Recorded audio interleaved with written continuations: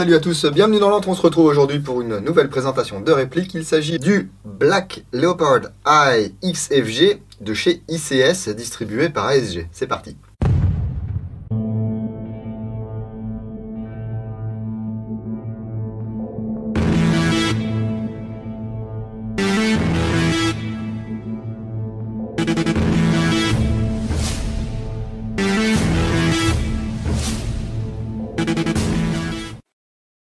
Avant de commencer, je remercie ASG qui m'a fourni cette réplique pour que je puisse vous la présenter. Pourquoi ASG? Parce qu'ils ont le contrat de distribution d'ICS. Du coup, les produits distribués, entre autres en Europe, passent par eux. C'est le troisième BLE que je vous présente. Vous pourrez voir la vidéo des deux autres sur les vignettes en fin de vidéo. On va avoir droit à un look qui change un tout petit peu des deux autres. Et puis quelques améliorations qui ont été faites. Alors là, on peut voir sur la boîte, il y a eu le prix Taiwan Excellence 2019. Alors je sais pas trop si c'est pour le XFG ou si c'est pour ICS du coup. En tout cas, la boîte en carton est ornée d'un visuel de la réplique. Voilà. Ici les références avec les caractéristiques techniques également. Ici on peut voir qu'il y a une petite pastille gaz CO2, donc le BLE va-t-il sortir en CO2 ou est-il disponible en CO2? Je vous avoue que j'ai pas fait gaffe. Donc, à l'intérieur on va retrouver les petites mousses classiques sur les packages des BLE. On peut voir que ASG a fait faire des manuels estampillés ASG. Donc ici on va avoir tous les renseignements nécessaires au bon fonctionnement, à la bonne manipulation de notre réplique. La référence des chargeurs 19 coups au dos. Hop là, un petit peu de papier bulle. Il s'agit ici de la version noire. Il existe également une version sable, des mix, et puis une version hairline avec des parties en alu brossé. C'est celui a priori que les joueurs préfèrent. Donc je vous le disais, on a un chargeur à gaz, 19 billes. Les chargeurs supplémentaires sont disponibles au prix approximatif de 32,90 €. Alors c'est approximatif précis. On voit que les chargeurs sont différents par rapport aux anciens modèles. On va pouvoir insérer les billes ici. Donc, ça protège un petit peu le puits ici. Des petits marquages de capacité sans doute réelle, mais bon, qui ne correspondent à pas grand chose. Le logo ICS ici, enfin logo BLE plutôt, et puis la valve de remplissage, valve de percussion ici. On a également un dosseret additionnel dans cette boîte. Ici c'est la version plate. La version bombée est déjà posée sur la réplique. On peut voir qu'il y a un petit trou ici pour attacher une dragonne. Une tigette de nettoyage et de débourrage. Et un adaptateur en métal. Voilà, ça doit du 11 mm vers 14 mm anti-horaire. Qui va permettre d'attacher votre traceur ou votre modérateur de son préféré. Donc c'est un lanceur. Est-ce qu'on peut parler d'une réplique d'arme ? Je ne sais pas, ça ressemble certainement à un truc qui existe. De toute façon, à partir du moment où il y a une carcasse et une glissière, ça ressemble à une arme à feu. On va retrouver un corps en polymère, en nylon fibré, et une glissière ici en aluminium. Au niveau des marquages, ici on va retrouver le logo Black Leopard Made in Taiwan by ICS. Un numéro de série ici du côté droit à l'avant de la carcasse. Le XFG qui était poli ici sur la glissière. C'est sympa. Et puis les marquages ici pour l'Europe, calibre 6 mm, ASG. Aucun marquage sur le canon externe, pas de marquage à l'arrière. Et on retrouve le logo BLE sur les plaquettes de crosse, enfin sur du coup la carcasse, parce qu'il n'y a pas à proprement parler de plaquettes de crosse. On peut voir ici que le motif également a changé. On va retrouver cette espèce de stippling, là, de texture à tous les endroits susceptibles d'accueillir un doigt par exemple, ou notre main plus généralement. Ici le dosseret bombé, je vous en parlais tout à l'heure, toujours avec l'attache dragon ici. On n'a pas de marteau externe, le pontet ici a de faux airs de Glock. Et il paraîtrait que cette réplique est compatible avec les holsters de Glock, on va essayer tout de suite.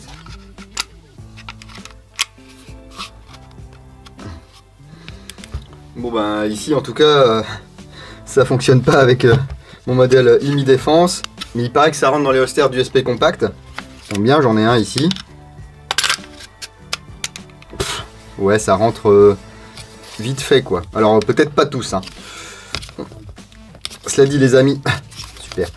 Moi maintenant, J'ai des holsters universels, je m'embête plus à acheter un holster par réplique que je possède. Voilà, j'utilise ce genre de truc ou alors le Adaptix de chez Cyber. Et là ça passe et on se prend pas la tête. Hein. Revenons à notre XFG.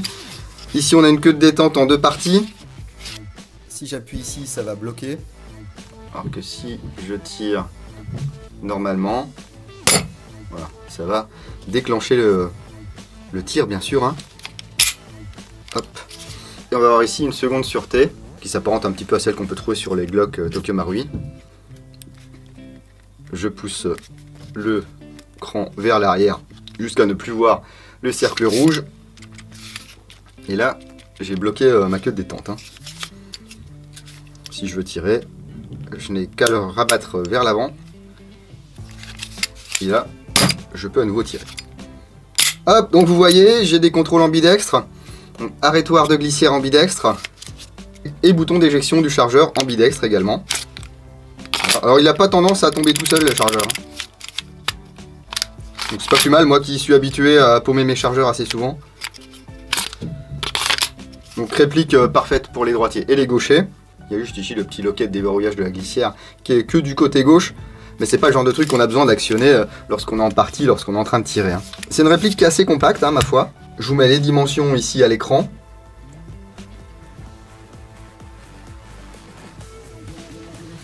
Et on peut voir qu'ICS a fait quelques usinages sur la glissière afin de gagner un petit peu en poids. On va avoir des stries ici de préhension à l'avant et à l'arrière. Voilà. Un rail Picatinny au niveau de l'avant de la carcasse. Donc on va pouvoir monter tout un tas de lampes. Alors ici une X300, bon, ça passe pas très bien. Et comme d'hab avec cette petite Olight, ça pose pas de problème.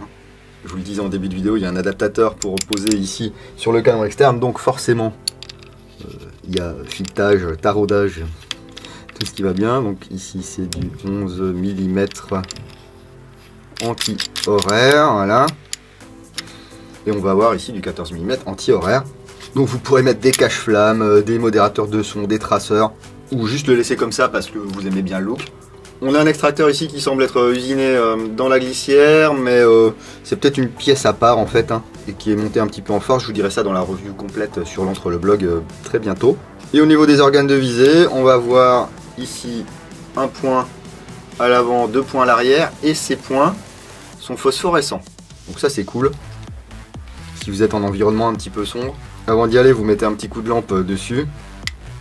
Et vous voyez déjà là on les voit ressortir un petit peu. Bon, c'est léger, la prise en main est très sympa, j'aime bien. Le kick aussi est assez massif. Ici j'utilise du green gas standard, hein, dans les 120-130 PSI. C'est une réplique qui est faite pour tourner justement avec du green gas, donc faites-vous plaisir. Hein. Au niveau de la queue de détente, voilà, il va falloir tirer. Bam, il n'y a pas vraiment de mur. Le reset est un peu long. Ouais, non, en fait, je sais pas si j'aime trop.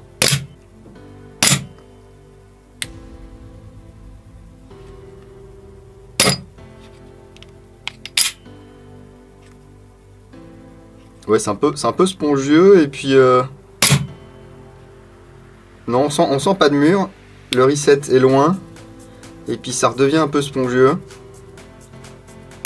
Donc vous n'aurez pas vraiment un mur à proprement parler. Hein. Bon, à part si vous faites du tir olympique... ça n'aura peut-être pas grande importance pour vous. Alors si vous voulez changer le dosseret, il va falloir dévisser ici la petite vis 6 pans sans tête. Ensuite on fait glisser. Hop. On remet l'autre. Donc ici en l'occurrence le modèle plat. Voilà, il faut que je dévisse un petit peu. Voilà. On resserre. C'est juste histoire qu'il ne se barre pas facilement. Hein. Voilà. Et là, si ça vous va mieux... Oh là, moi j'aime pas du tout. J'aime pas ce qui est plat. Mais du coup, ça vous fait un look vraiment tiré au cordeau, quoi. C'est quand même important de le fixer parce que, vu que vous avez l'anneau de dragon, si jamais, justement, vous équipez votre réplique d'une dragon pour aller en partie et qu'elle se barre, vous allez vous retrouver juste avec... le dosseret accroché à votre dragon et puis la réplique qui sera perdue dans la forêt. On va regarder ce qu'il y a là-dedans. Hein. Ici, si vous voulez, vous pouvez verrouiller la glissière vers l'arrière. Ensuite, vous imprimez une rotation sur le loquet. Hop. Et là, vous retenez l'ensemble pour pas que ça se barre. Donc ici, niveau mécanique, ça ressemble vaguement à ce qu'on peut voir depuis des années dans les G quelque chose.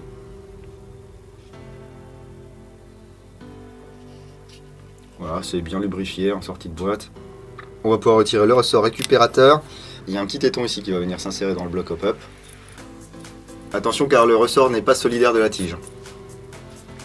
Je vous dis ça, c'est pour pas que ça gicle partout. Ensuite, on va pouvoir retirer canon externe, canon interne, bloc hop-up.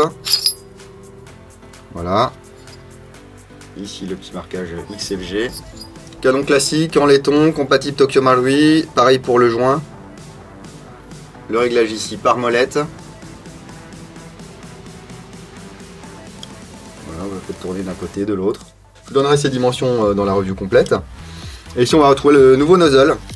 C'est un nozzle qui est un peu plus épais qu'avant, qui va donc être un petit peu plus résistant. Bah, cela dit, oui, s'ils sortent des chargeurs CO2, il va falloir que ça encaisse le choc. Hein. Ouais, du coup, je me demande combien ça sort, ça, au Crony. Je remonte ça, on va au Crony, et puis on se retrouve pour la conclusion.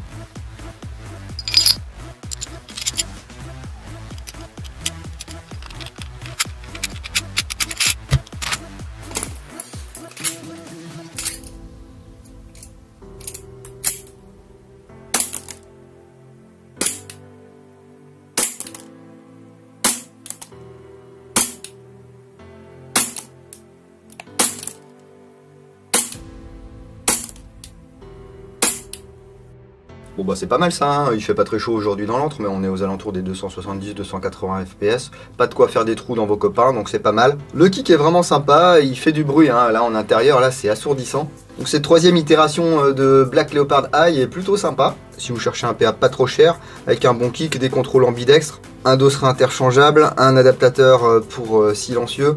Le look après c'est vous qui voyez, hein. Et puis surtout une gamme complète de couleurs, enfin gamme complète.